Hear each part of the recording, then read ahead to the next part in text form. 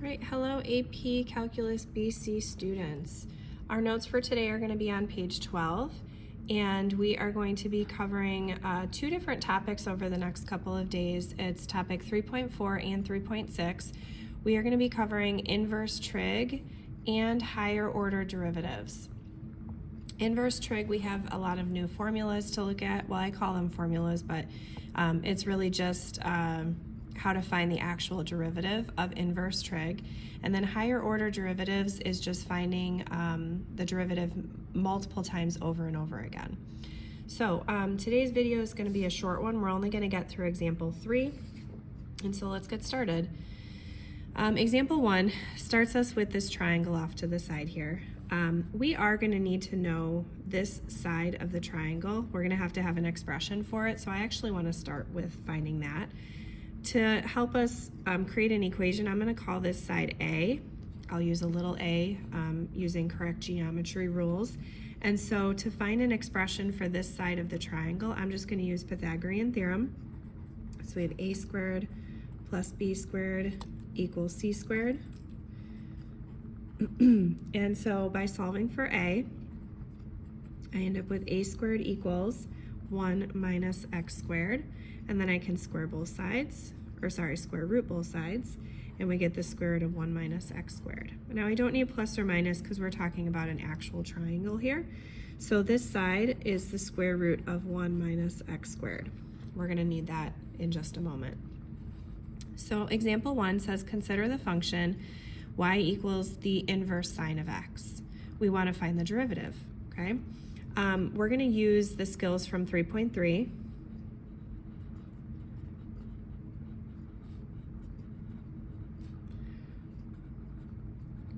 We are going to first find the inverse of this equation. Okay, so step 1, I'm going to change the x and the y. So the y turns into an x, and the x turns into a y. Now, by doing that, let me just write this little note off to the side. When we switch x and y, that means the inverse part is gone.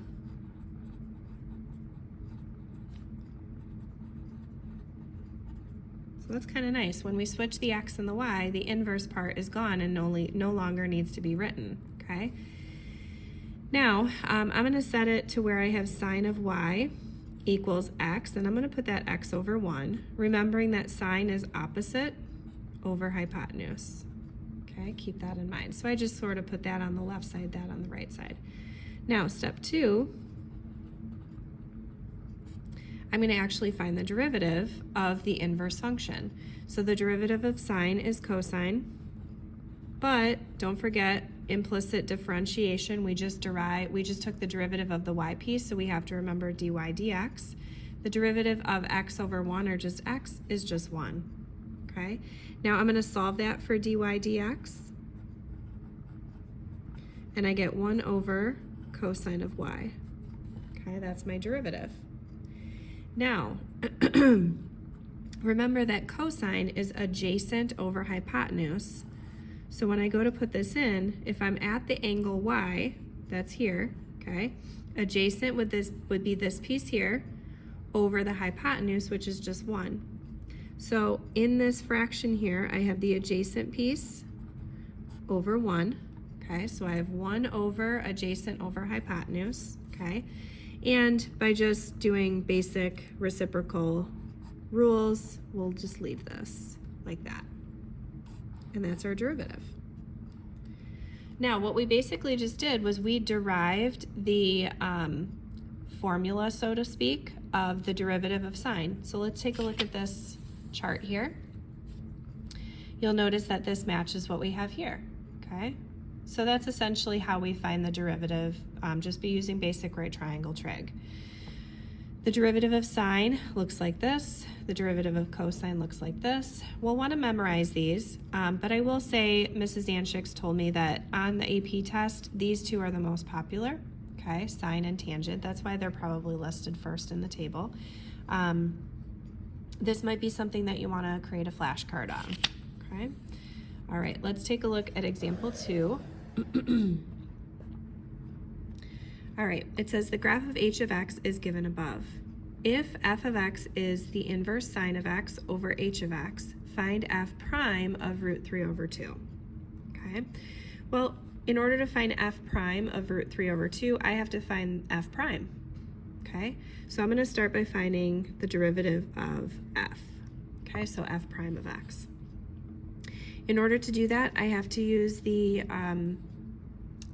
quotient rule. So I'm going to do low d high. Now, when I find the derivative of the numerator, I'm going to use my formula here. Okay,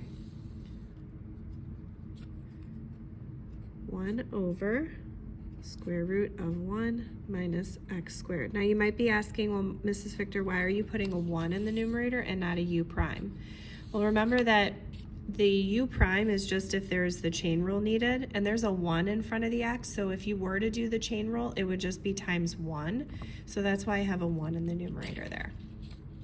Okay, so that was low d high minus the high function times the low function, and it's got to be the derivative. Low d high minus high d low all over low squared. Okay, I'm not going to try to clean that up at all. I'm just going to go ahead and substitute in root 3 over 2. All right, so it's going to get pretty messy here, but I'll do my best to keep it straight here. Now, we do need to kind of have an idea of what this decimal is to be able to find it on the chart. So if you type root 3 over 2 in your calculator, you get approximately 0.866, which is about there-ish, okay? So h of that point is up at 3. Okay, so h of root 3 over 2 is up at 3, so I'm just going to go ahead and put in a 3. Now here I have to put in, and bear with me here, I'm having to write really tiny, as you should as well. There we go. We're just plugging in a root 3 over 2 in for x.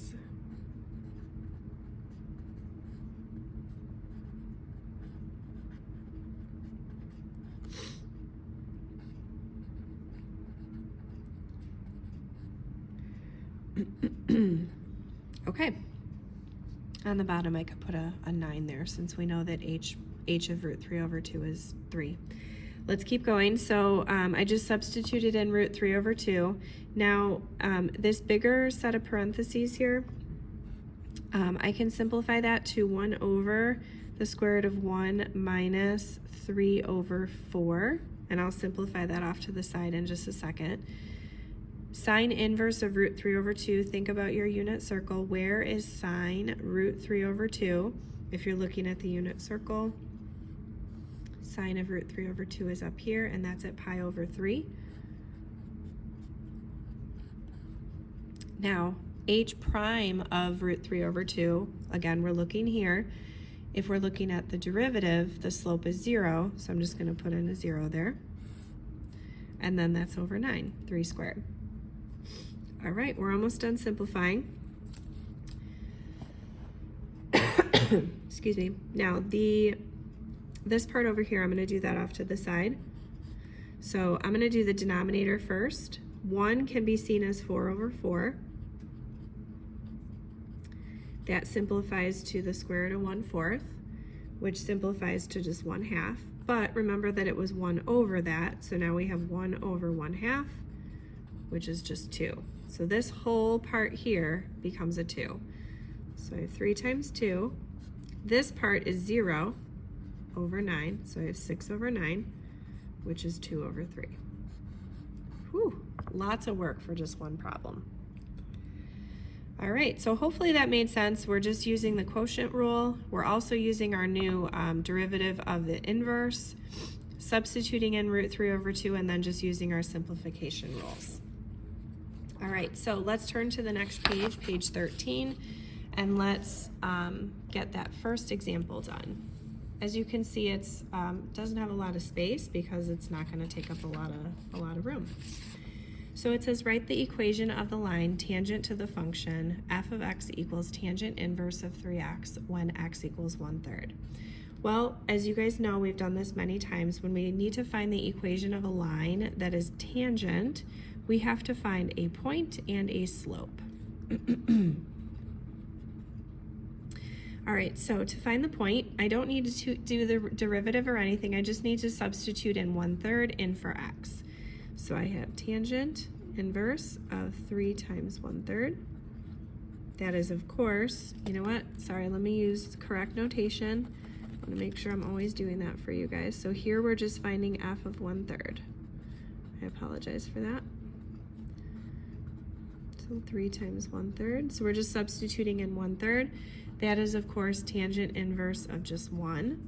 And if you think about the unit circle, where is tangent 1? That happens to be at pi over 4. Okay, so the point that we're looking at is 1/3, comma, pi over 4. All right, now let's go ahead and find the slope. So that means we have to find the derivative. So we have to use f prime of x, okay? And this is where our derivatives are gonna come into play. We're gonna use this one here, okay? Now, if it helps, just above the question here, we can say that our u piece is 3x, and using the chain rule, we'll need to know what u prime is. U prime is just 3.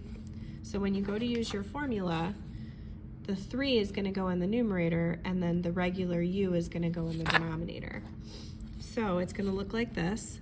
3, which is the u prime, goes on top, over 1 plus, in parentheses, is the u piece, which is 3x, and that should be squared. Now, I have to find f prime of 1/3. So I'm going to substitute in 1/3 in for x.